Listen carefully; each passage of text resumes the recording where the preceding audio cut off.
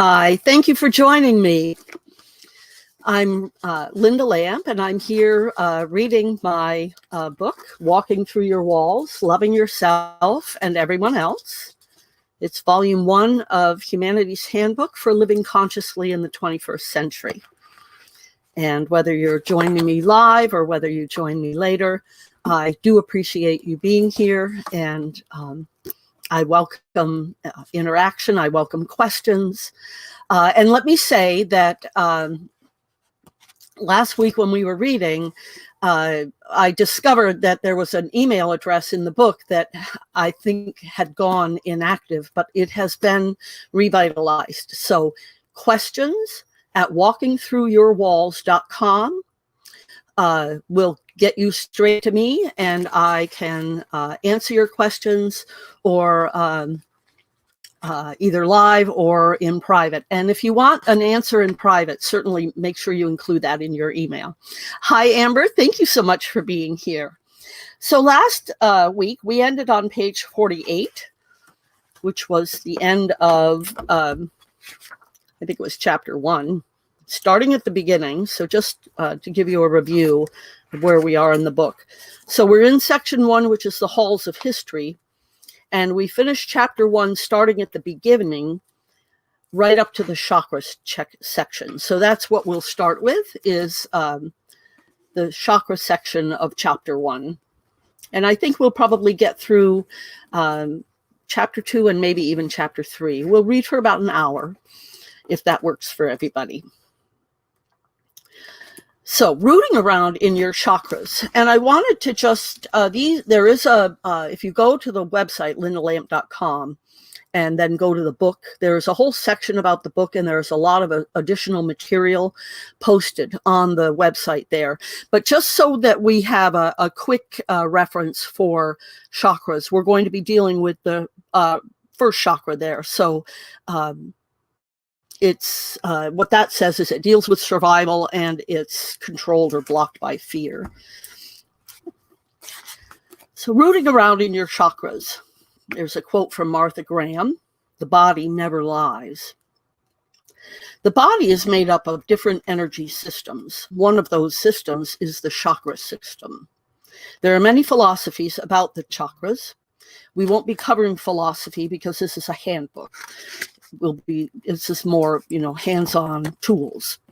It's more important you have a working knowledge of your body, and it's important that you have a working knowledge of your body, and your chakra system is an important energy system. In volume 2, we'll take a look at our energy systems in closer detail, and we'll go into chakras in more detail. But because of the structure of this handbook, you'll also get a little bit about chakras throughout all 3 volumes. And also, while we're mentioning it, all of the chakra chapters will be released as a standalone book as well. That will happen in 2021. I'm not sure what quarter. I'm hoping first quarter, but probably not. Probably second quarter. This handbook is structured with the chakra system in mind. There are 7 main sections and 7 chakras. Each section moves higher energetically, as do the chakras. What I'm presenting to you here is simply one overview of the chakras, and a fairly high level overview at that. It is enough to know what you need to start, or so I hope. This is simply my overview based on numerous chakra studies I've had. Try not to get bogged down in the details if you've had some different teachings. Go with what resonates with you. Throughout the chapters in each section, there will be chakra sub-chapters. Around each of us is what is called the torus energy pattern. Now, in the book, it says you can Google that, but let me see, because I'm quite sure. Yes, I have one right here.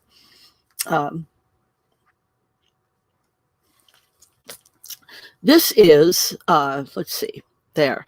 That is a torus pattern around Earth. And I think I have one around the human bodies as well. Let's see, this is a better one. This is actually a combination of several. This is two people, each with their toroidal field, and then it's showing an overlap of their toroidal field. So just so you have something to picture, I don't want you going off and Googling, since we're all here together. So that's the energy, the Taurus energy pattern.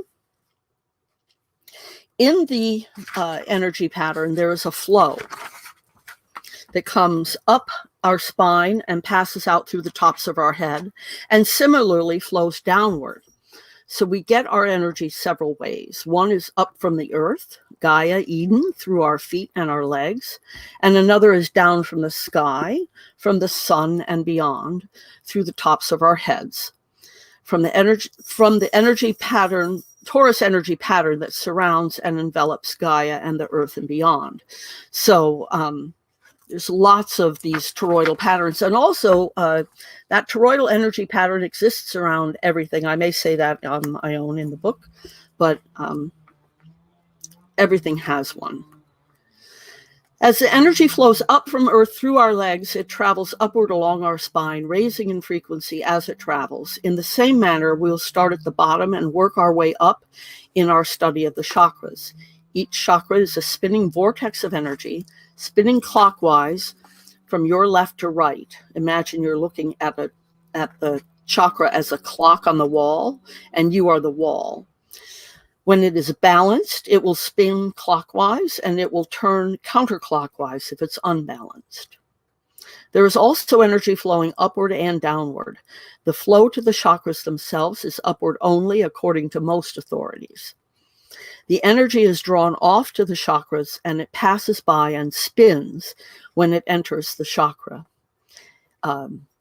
If you look on the website, in the section about this book, there are more graphics available. When you are in alignment and your chakras are all open, you are in flow. The energy is coursing through your body, and as it reaches each energy center, it enters, spins around, exit, moving on and upward to the next chakra in the flow. If you have a blocked chakra, the flow is interrupted and you are no longer in flow.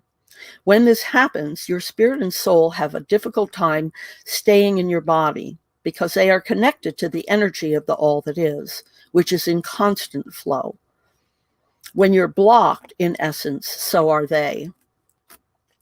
Energy is getting trapped and dissipating in its trapped location. So your whole system is being compromised and your flow and connection is being interrupted. You are what some would say is disembodied or disconnected from source. So now we're going to that was just a little overview. Now we're going to connect with your root chakra. And there's a quote here from Elizabeth Benke. There is deep wisdom within our very flesh if only we can come to our senses and feel it. Your root chakra is located at the base of your spine. You should think of it as the base that supports the entire rest of your spine. It is the base upon which your spine sits. Picture the spot between your urethra, or the base of your penis, and your anus. That is the spot of your root chakra. This chakra supports your entire body. It rules your basic human instincts for survival, security, and stability. It rules your immune system and your kidneys, along with your legs and feet. Emotionally, it governs your sense of loyalty, your survival instincts, and your self-esteem. Its motto is, I am safe. Your root chakra's identity is of your physical self, and its primary mission is your self-preservation. In the days ahead, if you're not already aware of your root chakra energy center, try to tune into it. Pay attention to any sensations you have in this area of your body. Realize that there is an energy flow upward from earth below you, up through your feet and your legs to the base of your spine, and then moving upward all the way to the top of your head and outward, upward into the sky, where it connects with the energy grid that surrounds Earth, Gaia, Eden. Pay attention to the sensations in your feet and legs and any difficulty you encounter walking. You can ask yourself the following questions to access your root chakra. How do you feel about your life? Do you feel you have what you need to live comfortably? Do you have strong financial foundations, or are you constantly struggling with money and finances? Is your current living situation supportive of you? Do you feel valued and respected? Do you feel connected to nature? Are you easygoing, or do you worry a lot? Are you fearful about the end of the world, or do you know that no matter what, you and yours will be okay? Do you feel empowered when faced with life's challenges? Do you feel you are living life as you want, or are you living a life someone else designed for you? Do you feel you have enough support where you live? Do you have a sense of invincibility? No matter where you are you strong and supported? If you answered positively most of the time, then your root chakra is likely open and flowing. If your answers leaned toward the negative, then your root chakra is quite possibly blocked. For you, your root chakra is where it all starts. Visualize the base of your spine being strong and an open channel to the energy. See the energy flowing easily up your legs into the base and up your spine. See it happening with grace and the wisdom of the universe. Know that you are trapped into the one great mind, the mind of the all that is, and you are capable of creating the life of your dreams, assuming you're in alignment with the good of the whole. If you can spend some time with your eyes closed, visualizing this flow of energy, take the time to do so as often as you can. See yourself as balanced and strong, vibrant and capable. If you can stop, even for just a few seconds, and close your eyes, focus on your breathing and feel into your root chakra, your base. You'll start to connect with this vital region of your body. Llewellyn Powers says, "A trembling in the bones may carry a more convincing testimony than the dry documented deductions of the brain." So let's just take a second and take a deep breath.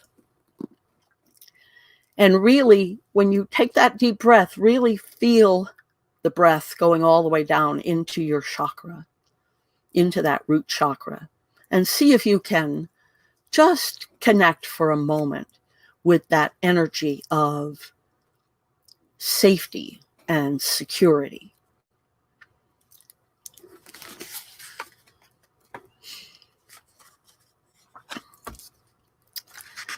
And now we'll start chapter 2.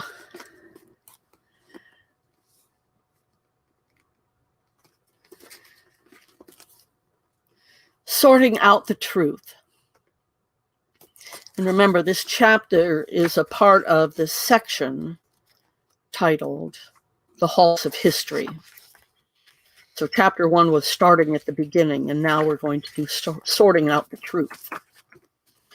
Start with a Shannon L. Alder quote. "You will never find the real truth among people that are insecure or have egos to protect. Truth over time becomes either guarded or twisted as their perspective changes. It changes with the seasons of their shame, love, hope, or pride." What is the truth then, if we can't trust the history books or the news? How do you get to the bottom of what is going on around here? If you can't be sure of the accuracy of news reports, how can you be certain about what you've been told is the origin of life? Winston Churchill said, "The truth is incontrovertible. Malice may attack it, ignorance may deride it, but in the end, there it is."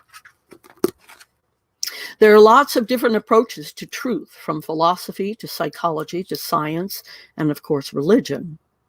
This myriad of what is often confusing and conflicting information spans the ages and has led to widely divergent, perhaps even chaotic life on Earth. With over 7 billion humans inhabiting Earth, it's hard to see how we can agree on anything, given our unique backgrounds and individual perspectives. Someone tells us that there was a big bang. Someone else tells us that we are a great creation. Some people believe in evolution, others in chaos. There are as many opinions as to how things work as there are people. How do you sort out the truth? Who is right? Is it possible that everyone is right? If not, who is wrong? What if it isn't about who is right and who is wrong? What if it's about something so much larger, so big, so expansive and amazing, so truly incredible that your head will hurt trying to understand and believe it? This is what I see. A place that goes on as, this is what I see, a place where what goes on is magical and miraculous. It's beyond my wildest dreams. The stories I can tell you of synchronicity will blow your mind. I want you to see the world and life as I see it. I want you to know and feel the incredible resources available to you. I want you to know and feel the amazing invisible support system and know the universe of unlimited possibility that surrounds you. I want you to understand that every time you step out your door, you are on a magical mystery tour, and the universe wants nothing more than to charm you with synchronicity. Lynda, what makes you so certain of these things, you may be asking? Well, here's the thing. Here's what gives me my depth of faith. I agreed to come to this lifetime to write this book. Although at the time, I didn't know it was what I was to do. I just agreed to come and do some important job that was my assignment. I was awake for the entire time in the womb, and I remained awake for my birth and every day since. It's only been the past 7 to 10 years, and I wrote this 4 years ago. So we're coming up on 14 years, I guess, 7 to 14 years, that I could easily speak openly about my experience. I no longer believe I am unique. There are hundreds of thousands, if not millions of people waking up and awake. During that time in the womb, I picked up on a lot of energy here in this realm. Fear, loathing, hate, remorse, disgust, dismay, anger. They all trace back to fear fundamentally. But what dismayed me was that they existed at all. This is such an amazing place, but everyone seems so unhappy. Take a moment and check in with yourself. What's the last thing you complained about? How long ago? Honestly now. Think about the weather, the traffic, the noise, smells, the crowds, the parking, road conditions, your family, your classmates, your roommate, your teacher, your boss, your parent, etc., etc., etc. Anything come to mind that you've complained about today? Several things? This is what I'm talking about. There's a vast general unhappiness. We're all very clear about what we don't want. There's a viral video on YouTube of a 3-year-old boy crying when he learned about homeless people. That's how I was from the day I got here, although I didn't cry out loud. I could feel the sadness on earth. I was heartbroken over the unhappiness I could feel. I wanted then and still want now for everyone to be happy, because happiness and love is what we all came here to experience. It is what explains your existence. No one, not you nor anyone else, came here in the third dimension to be miserable. We all came here, you, me, everyone else, to be happy, to feel the joy and beauty of love, of sharing, of giving, of helping. My character is such that I'm a caretaker. I'm a caretaker of all. My life's agenda is to fix things, to make things right, to tidy up the disarray, and to set things straight. It is as if humanity is wandering confused in the dark. And my job here is to illuminate the path to love and peace so that all may find their way. It took me a long time to stop trying to fix things and people's lives for them. That's a hard lesson to learn. You can't fix anyone. You can't change anyone. You can't make anyone do anything or make anyone better. You can certainly make people do things in work settings, but I'm speaking here in a more grand scheme of things context. You can't make a drunk stop drinking, or a junkie quit shooting, or an abuser stop abusing. Only those people themselves can make changes in themselves. The only change you can make is in yourself. Only you can change you, and when you do, your world will change. So back to sorting out the truth. There are thousands of emerging messengers coming forth with books, videos, workshops, and classes, live and on the internet. Some, because they know religion has alienated people, are attempting to describe what is happening on Earth, describe how we as human beings function and how we can grow without taking into consideration any aspect of spirit. They are all up in their heads, as the saying goes. There is a great temptation for those who have been turned off by religion to throw the baby out with the bathwater. What I know to be true is that nothing exists outside of the one great mind, our collective parent. There is something much larger here going on than this third dimensional realm that we exist in. Nothing can be explained correctly without including God. Without the connection to our source, our shared parent, nothing can truly be explained.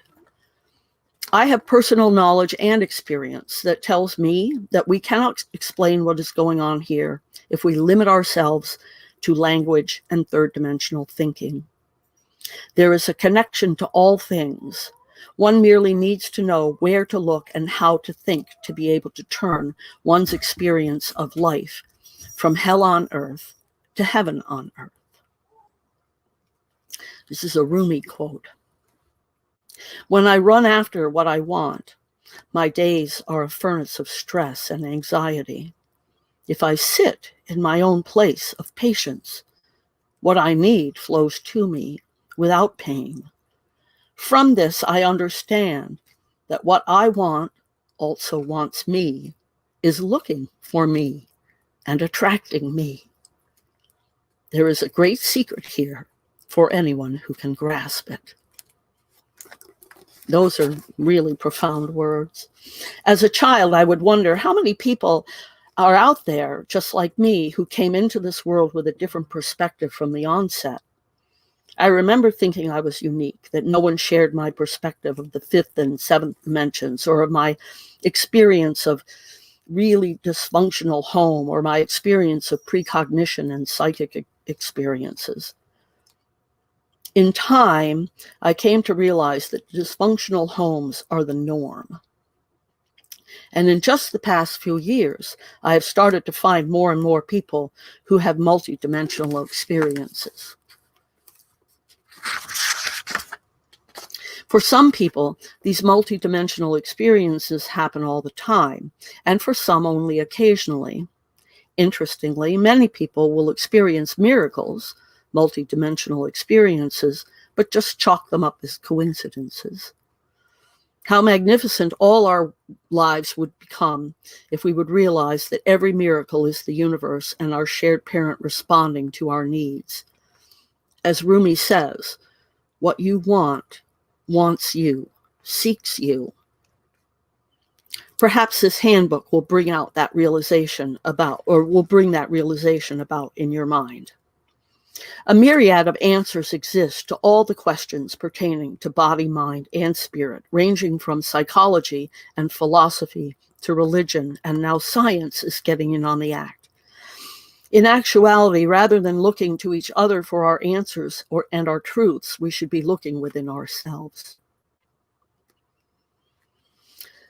Daniel Webster said, "The world is governed more by appearance than by realities, so that it is fully as necessary to seem to know something as to know it."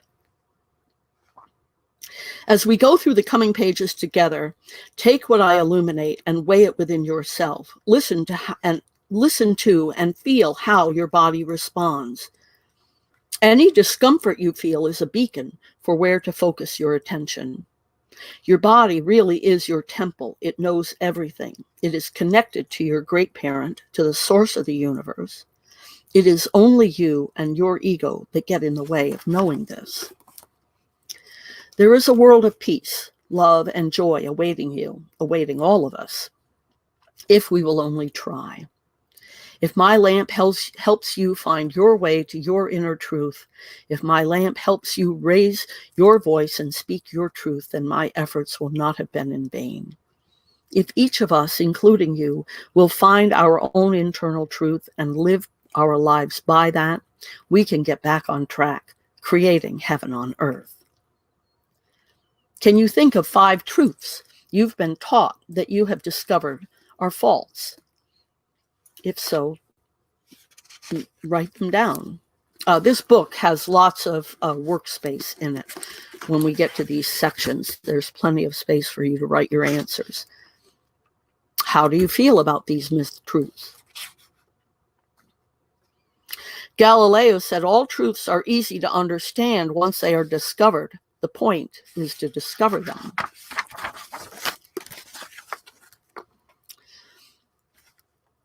So now we have a section called Coloring Your Root Chakra.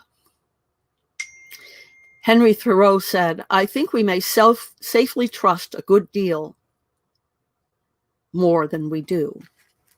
I think we may safely trust a good deal more than we do. The color of the root chakra is red. To bring balance to your root chakra, you can meditate on the color red. Wearing red or surrounding yourself with red is also effective, and eating red foods can help. Red is the color of fear and anger. If you have a lot of feelings of fear and anger, your root chakra may be blocked. We'll go into clearing your anger and fears in greater depth in Volume 2, but in the meantime, we'll spend some time together now laying some groundwork so you have something with which to start. Close your eyes and visualize the Taurus energy pattern around yourself. And you can do this while I'm reading. See the energy flowing up from earth and down from above. See the color red coursing through. And as you do, recite this clearing statement. I let go and release everything that causes me fear and anger. You can repeat this several times. Do this for as long as possible, several times a day.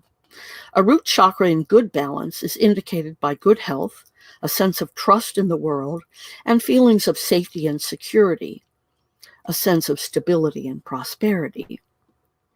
A root chakra out of balance or blocked may be indicated by poor health or a feeling of being disconnected from your body. Financial difficulty, poor boundaries, chronic disorganization, or obesity. You can use these clearing statements. I release and let go of anything and everything that is stealing my health from me and preventing me from letting go of my feelings of disease. I release and let go of anything and everything that is preventing me from letting go of my feelings of fear and worry. I release and let go of anything and everything that is interfering with my feelings of self-worth and preventing me from being all that I can be. Eckhart Tolle says, keep attention in the inner energy field of the body as you look around the room. The inner body lies at the threshold between your form identity and your essence identity, your true nature. Never lose touch with it. Chapter 3. Thank you to those who have joined us and are watching live. Chapter 3, Deciding What's True for You. Jose Marti said, the first duty of a man is to think for himself. In the last chapter, we attempted to sort out what constitutes the truth. It's a slippery slope, especially when we realize the beliefs that led to the Holocaust were spread by one of the largest scams perpetrated by man against humanity. The Third Reich lied over and over, knowing that if you tell the masses something often enough, regardless of the facts, they will believe you. We are seeing this same attitude being repeated and lived out in today's political arena. The oligarchy is attempting to deceive, misdirect, and co-opt the masses on more subjects than I care to list here. And just a side note, this was written 4 years ago. So we've entered into the land of non-truth at this point. When did duping each other become commonplace? And then there's a quote from, this is Swami Vivekananda. Truth can be stated in 1,000 different ways, yet each one can be true. Perhaps the first thing each of us must decide is, where do we want to get our truth from? Who do we trust? Buddha said the only real failure in life is not to be true to the best one knows. When I was growing up in the 1950s, the go-to reference was the encyclopedia. If you were lucky enough to have a set in the house, that was grand, but if not, you went to the library, where you had a wider variety of reference materials to choose from. The encyclopedia was still a great place to start. Today, the world is at your fingertips. Just sit down at a keyboard or whip out a phone and Google or whatever you want to know what sorry. Let me just read the sentence. Just sit down at a keyboard or whip out a phone and Google whatever you want to know about on the big World Wide Web. If you can trust Wikipedia the way we used to trust the encyclopedia, we should be all set. This new way requires a fair amount of vetting. So, as with all information gathered from the internet, relying on Wikipedia is probably not as safe as the old encyclopedia. Here's a perfect example about what we're talking about in the last chapter. You've probably heard at least some of the following statements about our brains. Myth number 1, you only use 10% of your brain. Now, experts are saying we use all of our brain. Myth number 2, doing crossword puzzles daily keeps your brain sharp. Now they're saying it doesn't help. Myth number 3, a person's personality displays a right brain or a left brain dominance. Now they're saying the two sides of the brain are intricately codependent in people and do not influence personality. Myth number 4, brain damage is always permanent. Now they're saying the brain can repair or compensate for certain losses and even generate new cells. Myth number 5, drinking alcohol kills brain cells. Now they're saying moderate alcohol doesn't kill brain cells, and why rampant alcohol use can damage the brain, the damage is not due to cell death. Well, I can tell you one thing, rampant alcohol is no good for you. I don't care what anybody says, but I digress. It's crazy, actually, how many things we've been told were true, were gospel, that are now known or claimed to be not true. First, it was butter was bad for you. Eat margarine instead. Now it's don't eat margarine, eat butter. It's healthy for you. All these years we've been telling our cholesterol, they've been telling us our cholesterol was linked to our diet. Come to find out, it's more genetic than anything. Don't eat eggs, only eat egg whites, we were told. Now we're back to eat eggs. We aren't back to eat only egg yolks, which is what I want. Pluto was a planet. Now it's a dwarf planet, so we don't call it a planet anymore. All those models of the solar system were wrong. All those planetariums, all the maps of the stars. On and on it goes.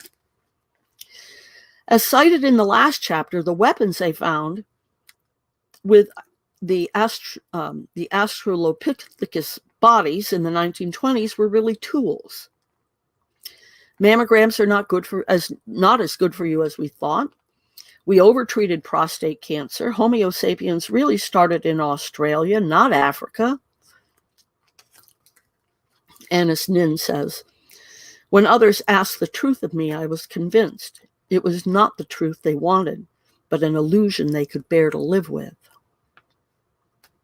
Over and over throughout history, we've been told one thing is true only to discover something else is true.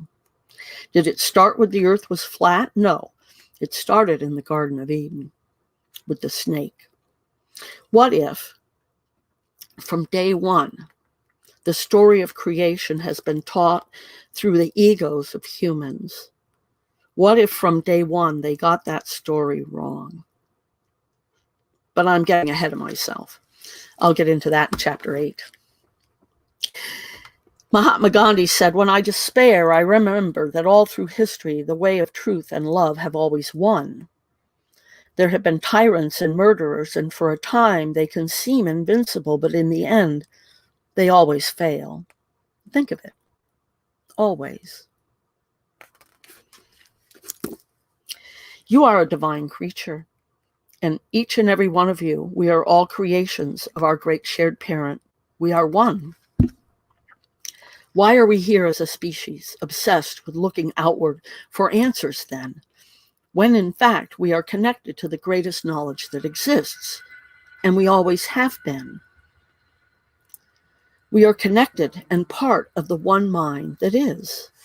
We are the one great mind. We are the all that is. Rather than looking around the room for who has a good idea, the only thing that makes any rational sense once you know this is to go within. Go within and connect with your built-in guidance system. We are all created, connected. If you are not yet aware, you need to know you are connected. You have unlimited power for the good of the whole at your fingertips. It is only through a settling of density and a disconnecting from our shared parent that we have become so lost and confused as to how things work. Steve Jobs said, "Remember that you are going to die. Remembering that you are going to die is the best way I know to avoid the trap of thinking you have something to lose. You're already naked. There is no reason not to follow your heart." Steve Jobs says it quite well, and in the Walls of Life chapters, we'll delve into all the things that keep us from understanding what the answers to all of life within us, not externally in the world of the third dimension. Can you remember a time when you were told something or heard something and it just didn't ring true to you? Or how about a time when you heard something and all the hairs stood up on the back of your neck? How about that one? That rush of goosebumps, which causes the hair to stand up, can happen for a variety of reasons. But the physical reaction is the result of a surge of adrenaline. It is interesting. Sorry, sometimes when things are hyphenated, it really throws me. It is interesting about the mechanism that sends us into fight or flight mode. It's the same mechanism that gets triggered when we have a soul memory or other more psychic or intrinsic reactions, or often when we hear the truth. Have you had your hair stand up on end or been covered with goosebumps? What was your personal experience with psychic or insights or flashes? And then if you had the book, you could write that down. Abraham Lincoln said, "I'm not bound to win, but I am bound to be true. I am not bound to succeed, but I am bound to live by the light that I have. I must stand with anybody that stands right, and stand with him while he is right, and part with him when he goes wrong." Feeling your root chakra. Hi, thank you for joining me. Feeling your root chakra. Sandra Weaver said, "Others show you yourself and what you need to work on within by their reflection of your own rejected or denied emotions." The root chakra rules several areas of your emotional self. Loyalty, survival instincts, and self-esteem are all governed by your root chakra. Here are some clearing statements. I let go of all issues of loyalty. I let go of all that makes me feel insecure. I let go of my fear about what may happen. I let go of anything and everything that causes me to feel unworthy. I let go of anything and everything that causes me to feel worthless, unproductive, useless, needy, wanting, lacking, any of those things. And here are some affirmations. I am secure in myself and unafraid of anything. I am secure and safe and feel filled with purpose and worth. I am safe and secure and gladly accept what life has to offer. Andre Lord said, when I dare to be powerful, to use my strength in the service of my vision, then it becomes less and less important whether I am afraid. Chapter 4, Understanding the Meaning of Life.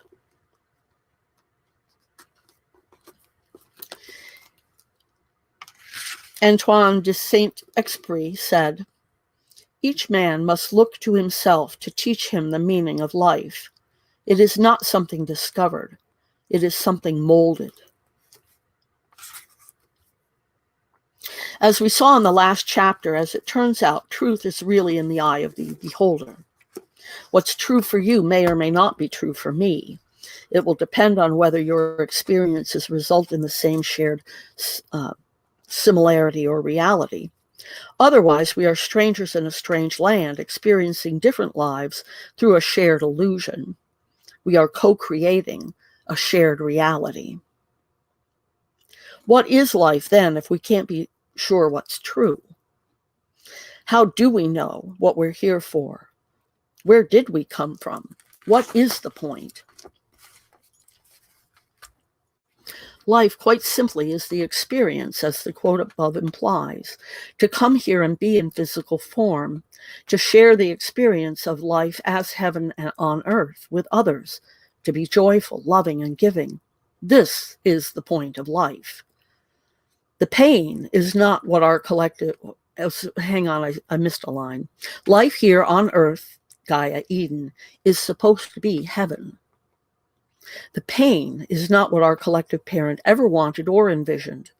But once in physical form, humans have tended to do their own thing. Through a process we'll be discussing in greater depth in Section 2, Chapter 4. There is what I like to call the grief of gravity. It has what I understand to be, gravity had what I understand to be an unanticipated effect on us as a species. The meaning of your life comes from your response to what happens to you. The reason your spirit or soul learns from your experiences, the lessons your spirit and soul learns from your experiences here in physical form are up to you. This is where free will comes in. Life is always offering you the very best of what is possible. What you don't realize is that everything wants the best for you. You need only be open to receiving the best. Remember that quote of Rumi's, what you want wants you. What you want is seeking you out. Your spirit and soul came here to have some very specific experiences. Nothing is random. There is a flow of energy going on. This is one of the essential lessons you must learn if you're going to get the most out of life and the most out of your experience this time around in this physical world. There's only one thing you have any control over. The only thing you have control over or control of is yourself. Your reaction, your response, your reply, your behavior, your actions, your thoughts, your words. What brings you much agony is your resistance to what the physical world has offered up. What you don't realize is that the pain is necessary for the lesson, whatever the lesson may be. But once the lesson is learned, you never need to experience the pain again, nor will you. James Redfield from the Celestine Prophecy said, "We must assume every event has significance and contains a message that pertains to our questions. This especially applies to what we used to call bad things. The challenge is to find the silver lining in every event, no matter how negative." In March of 2013, my femur was shattered. From the appearance of what happened, I tripped over a piece of ice. I had huge plans for the day. I was mailing the booklets I'd prepared as an overview of We Love Us. I was super excited. As I lay on the frozen ground, waiting for help to arrive, I didn't rail against the world. I lay in happiness, in gratitude that I knew who was coming to get me. My friend is a volunteer EMT, and I fell on her shift. In gratitude that there were blankets nearby for my husband to get to put under me and around me to keep me warm. A lot went through my head, but never did a thought of anger or upset arrive. Life is not about the why. It's about the what. It's not about why something happened. Why something happened is always the same. Why anything happens is because it's perfect that it did. I'll explain that concept later in this volume in detail, but just go with me for a moment on this. Given that it has happened, whatever it may be, from something wonderful to something horrid, what are you going to do? How are you going to react? What is your response? You bring life its meaning. The meaning of life is entirely up to you. What do you want your life to be? What meaning do you want it to have? What lessons do you want to leave this life having learned? What legacy do you want to leave behind? According to Vishen Lakhali at Mind Valley Academy, our lives have three meanings. What you want to experience, what you want to grow in yourself, and how you want to contribute. What I have always wanted to experience is peace, joy, and infinite love that comes from heaven on earth, which I personally know is what we came here in physical form to experience. I have always wanted this for everyone. Samuel Milton Jones, the Golden Rule Jones, said, what I want for myself, I want for everyone. What I have always wanted to grow in myself is the capacity to do just that, bring about the experience of peace, joy, and love in my life, and even more importantly, in the lives of others. My contribution to life, to humanity, will be this handbook and any subsequent books, workshops, classes, seminars, forums, etc., that help people live their lives to their spirit and soul's highest expectations or expressions. To have helped light the way to unity, this is what I want for my legacy. It is my life purpose to bring all this information to one place so we can take a look at everything under one lamp, if you will. This is my contribution. I sure hope this book touches you and helps you see how, by making changes within yourself, within your thoughts and actions, you can be living the life of your dreams. Imagine the world living with these awakened understandings. Imagine the concepts of love, joy, and peace being taught to our youth, to the children from the very beginning. The purpose of this handbook is to empower you, the reader, to live a life of heaven on earth, Gaia, Eden, to experience an abundance of love, joy, and peace, a life of giving infinite love to all you encounter, to living your life to your spirit and soul's highest possible expression. What meaning do you want to bring to your life? What do you think is your soul's highest purpose? What do you want to leave behind as a legacy? Write down 5 thoughts about what meaning you want your life to have. Joseph Campbell said, life is without meaning. You bring the meaning to it. The meaning of life is whatever you ascribe to it. Being alive is the meaning.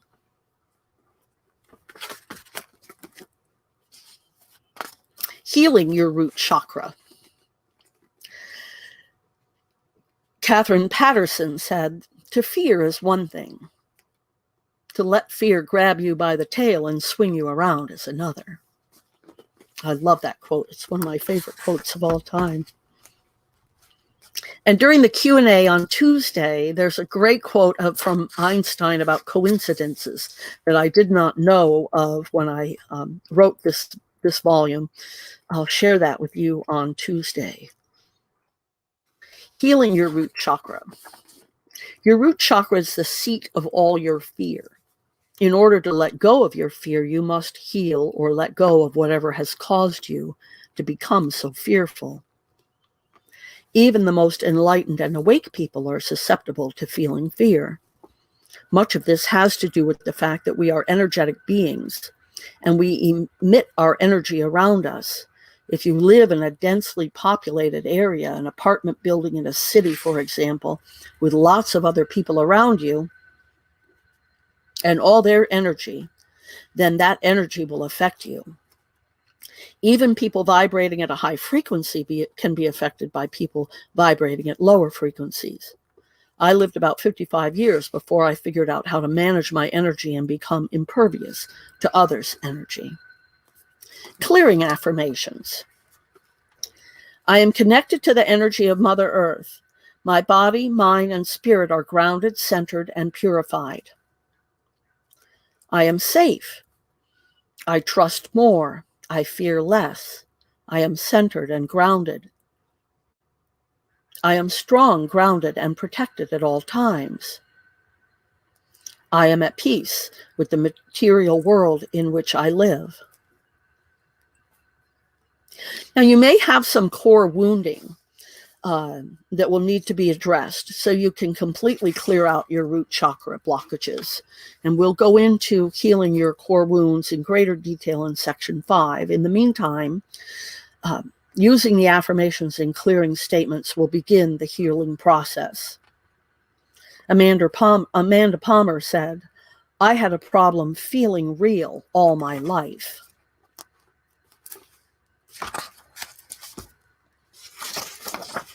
Well, let's see. We've got about 7 minutes left.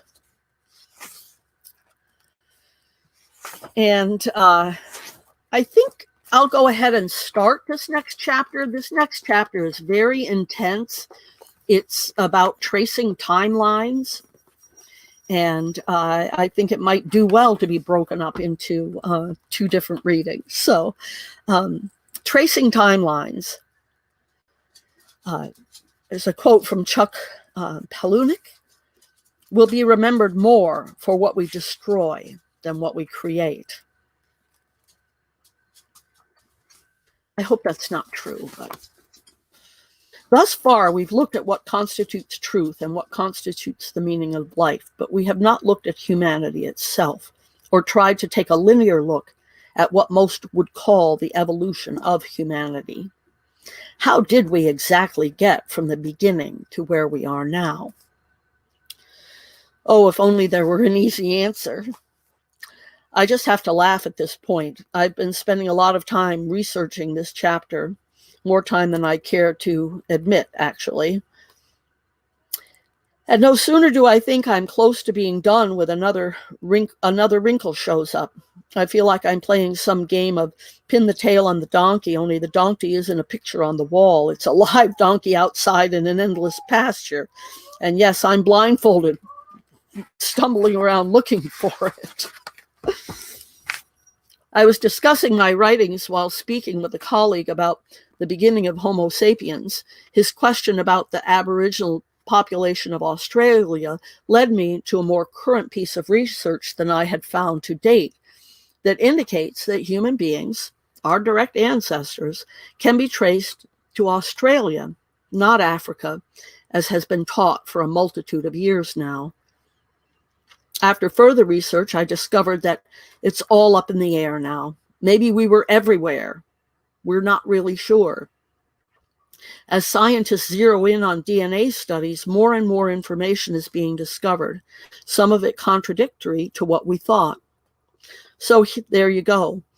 I guess I better get this book to press. I feel like everything is a moving target.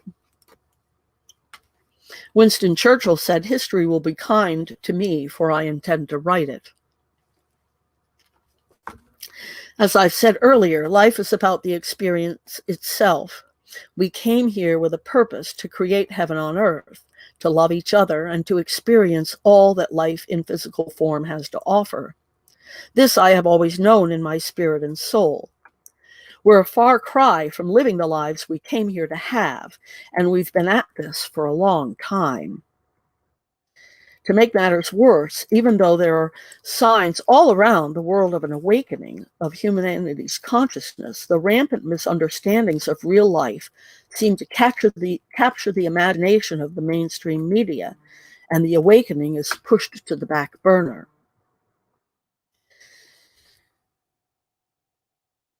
What is the problem in trying to achieve peace and joy for all? Why is it such an elusive thing? These have always been my questions. What has happened here? Why is it taking so long to create a paradise of life, heaven on earth? Did something go wrong? Did we ever have heaven on earth? Is it possible? If yes, how do we get there from here?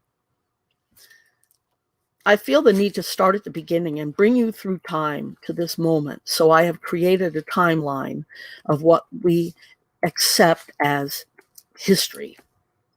What I recount below is an accurate and current version of what has happened since the beginning of time as we know it, in what may be called the universe, and here on Earth, or Gaia. This timeline has tested my patience. At some point, I simply had to say, enough tail chasing. At that point, I decided to give up listing exact dates and instead took more of an overview approach to the timeline. As previously stated, history is what we agree it is. We know of numerous things omitted from our school books because the government decided we didn't want to teach our children how horrible we were as people. Therefore, some of the gory details were left out of U.S. history classes. That's just one illustration of how history is often inaccurate and misrepresented. More incidents of selective history telling exist than I can possibly recount here. I'll close this thought with the reminder of the tactic Hitler used. Make the lie big, make it simple, keep saying it, and eventually they'll believe it. We'll leave it at that for now. The whole exercise of building this timeline is further proof to me that the truth is an elusive thing, so open to interpretation that it's hard to conceptualize or explain the depth of the difficulty in its determination. Oh dear. Oh dear. All right. Let me do this. Well, we'll just say we're 2 minutes from the top of the hour. Let's just say we're done reading for today. We're on page 88. We'll pick up on the top of page 88 next Sunday. We'll do Q&A on Tuesday. If you want to submit your questions ahead of time, you can write to questions@walkingthroughyourwalls.com. And that's spelled out, THROUGH, walkingthroughyourwalls.com. Thank you so much for those of you who were here today joining me. I apologize. I think that cinches it that we'll put the dog somewhere else during our next reading. Okay. Thank you so much again. Namaste. Much love.